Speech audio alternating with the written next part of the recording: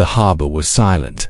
Where once the thunder of naval guns had echoed across the water, there was now only the gentle lap of waves against rusted steel. The great warships of the Kriegsmarine sat motionless at anchor, their crews gone, their flags lowered, their purpose extinguished in a single moment of unconditional surrender. On the 8th of May 1945, the war in Europe ended.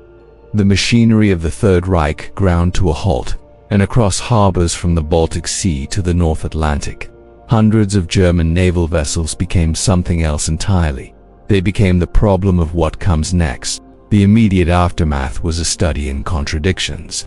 These were weapons of war, built at enormous cost, crewed by thousands, designed to project power across oceans. Now they floated in occupied ports, guarded by Allied soldiers who had orders to preserve what they had just spent years trying to destroy. The transition from enemy to inventory happened overnight, and no one was quite prepared for the logistics of inheriting a navy. In the ports of Wilhelmshaven and Kiel, British naval officers walked the decks of U-boats that had hunted their convoys just weeks before. They catalogued machinery, examined torpedo rooms, studied propulsion systems with the careful attention of engineers rather than enemies. The submarines still smelled of diesel and sweat in confinement. Personal belongings remained in crew quarters. Photographs, letters, books in German that no one bothered to remove. The scale of what needed managing became clear slowly. Germany had entered the war with a substantial fleet. By its end, much of that fleet was scattered across the ocean floor, victims of Allied air power and naval engagement. But what remained was still considerable. Over 300 submarines in various states of repair. Dozens of surface vessels, support ships, patrol boats, minesweepers and training vessels. Each one represented a decision waiting to be made.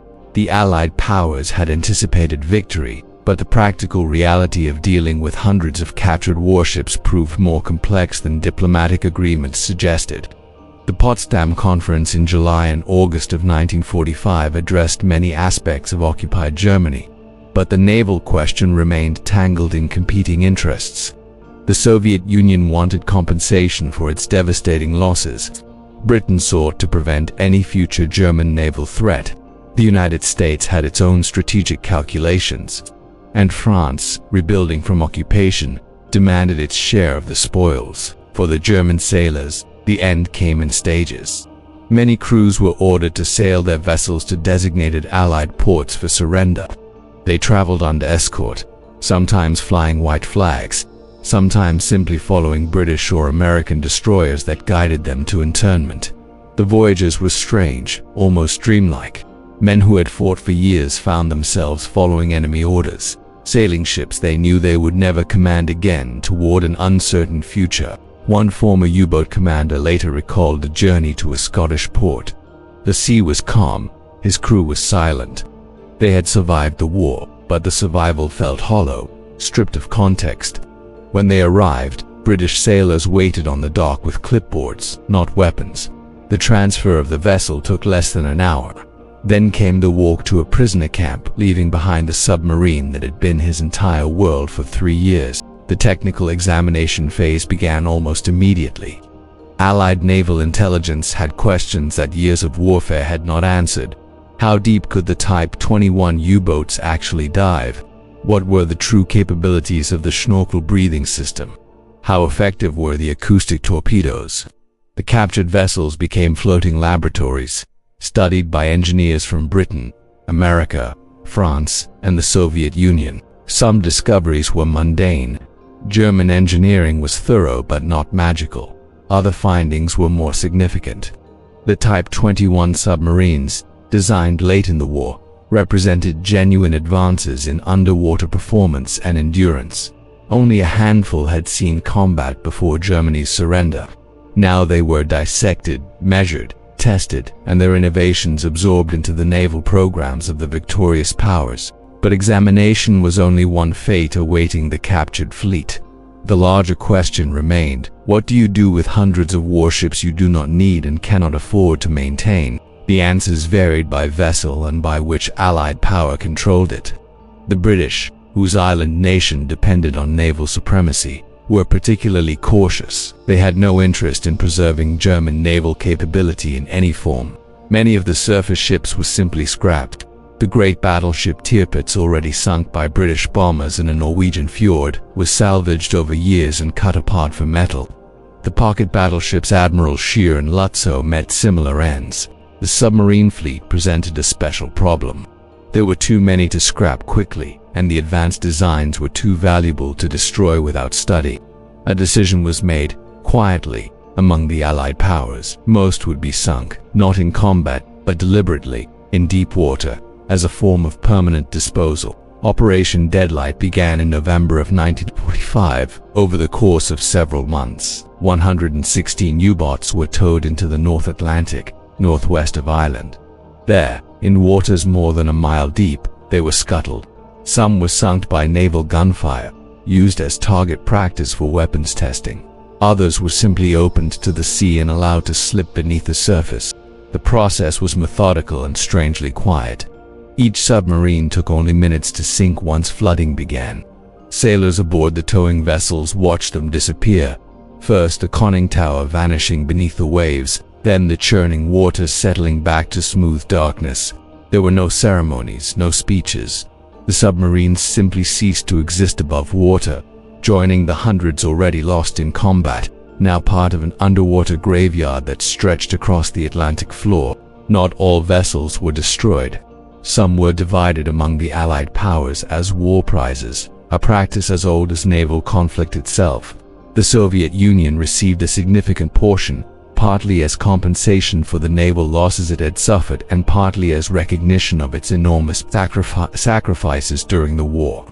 Cruisers, destroyers, and submarines sailed east under new flags, their German markings painted over, their names changed. The French Navy also received vessels, incorporating them into a fleet that had been damaged during the fighting and the years of occupation. Several U-boats served in French colors for years, their origins gradually forgotten by crews who had not fought against them. The irony was seldom mentioned. The Americans took fewer ships. The United States had emerged from the war with the most powerful navy in the world. German technology was studied extensively, but most captured vessels were considered obsolete by American standards. A few submarines were brought across the Atlantic for detailed examination. After the studies concluded, they too were scuttled, disposed of in deep water off the American coast. Britain kept some vessels temporarily, using them for anti-submarine warfare training. Former enemies became teaching tools. Royal Navy officers practiced detection techniques on U-boats that sailed under British crews, learning to hunt the very technology they had faced during the Battle of the Atlantic. When the training value diminished, these submarines also went to the scrapyards or the ocean floor. There were exceptions to the pattern of destruction and disposal. A few vessels survived for decades. One Type 21 submarine, U-2540, was scuttled by its crew in shallow water near Flensburg as the war ended. It was raised in 1957 and commissioned into the West German Navy as a training vessel. For nearly a decade it served the navy of a rebuilt Germany, a strange circular journey from Kriegsmarine to Allied trophy to Bundeswehr. Another U-boat, U-505, had been captured intact by the Americans during the war in a daring operation in June of 1944. After extensive intelligence exploitation, it was preserved and eventually displayed at the Museum of Science and Industry in Chicago. Visitors could walk through its cramped interior, touch the machinery, stand where German sailors had stood. The submarine became an artifact, removed from war and placed in the context of education and memory. But these were outliers. The vast majority of Germany's warships simply vanished from history in the years following surrender. The process took time. Some vessels sat in harbors for years before their fate was decided. Budget constraints, diplomatic negotiations, and simple bureaucratic inertia meant that the captured fleet disappeared gradually rather than all at once. In the shipbreaking yards of Britain and Europe, the work was constant through the late 1940s. Heavy cruisers and destroyers were cut apart for their steel. The metal was valuable in the reconstruction effort. What had been built to wage war was melted down and reformed into bridges, buildings, and railways. The transformation was total, Armor plating became structural beams, gun turrets became raw material, and the ships themselves became memories. For the men who had served on these vessels, the aftermath was its own kind of ending. Many German sailors spent months or years in prisoner of war camps before returning to a homeland that had been divided and transformed. The navy they had known no longer existed. The Kriegsmarine was dissolved as an institution. Its traditions, its honor codes, its entire organizational structure were dismantled along with the Reich it had served. Some former naval personnel found work in the merchant marine of the new Germany. Others left the sea entirely, carrying their experiences into civilian life in a nation that was struggling to understand its own recent past. The warships they had served on became a subject many preferred not to discuss. The fate of the vessels mirrored, in some ways, the fate of the men: dispersal, repurposing, or quiet disappearance. By the early 1950s, the great redistribution was largely complete. The physical remnants of the Kriegsmarine had been absorbed, destroyed, or forgotten. A few museum pieces remained. A handful of vessels served under new flags. The rest had simply ceased to be, their steel recycled, their hulls resting on the ocean floor, their stories reduced to archival photographs and fading memories. The broader implications took longer to recognize. The technological knowledge gained from captured German vessels influenced submarine design in multiple navies for decades. The Type 21's innovations appeared in Soviet, American, and British submarines throughout the Cold War. The Schnorkel system became standard equipment. The streamlined hull designs influenced underwater performance calculations. The defeated Navy's engineering legacy persisted long after its ships were gone. There is something particular about naval vessels and their endings. Unlike armies that disperse or air forces whose planes can be mothballed in deserts, navies leave physical evidence. Ships too large to simply discard, too expensive to maintain, too dangerous to preserve. The captured German fleet represented not just military hardware but the remnants of national ambition, industrial capacity, and strategic vision. Dealing with it meant confronting all of those elements at once. The silence in those harbors in May of 1945 was not the silence of peace, it was the silence of transition, the pause between what was and what would come next. The warships floating at anchor were not yet relics and no longer weapons. They existed in a strange interim state, waiting for decisions to be made by powers that were themselves adjusting to a world fundamentally changed. Years later, divers would occasionally discover the wrecks of scuttled U-boats in the North Atlantic, resting on the seafloor where Operation Deadlight had sent them. The submarines were surprisingly intact, preserved by cold water and depth. Inside, machinery remained in place. Gauges still showed the last readings. The vessels had become time capsules, frozen at the moment of their disposal, holding the past in suspension. On land, the harbors that had once sheltered the Kriegsmarine were rebuilt and repurposed. Wilhelmshaven and Kiel became commercial ports, then later naval bases again, but for a different Germany in a different context. The physical spaces remained, but their meaning had shifted. The continuity was geographic, not institutional.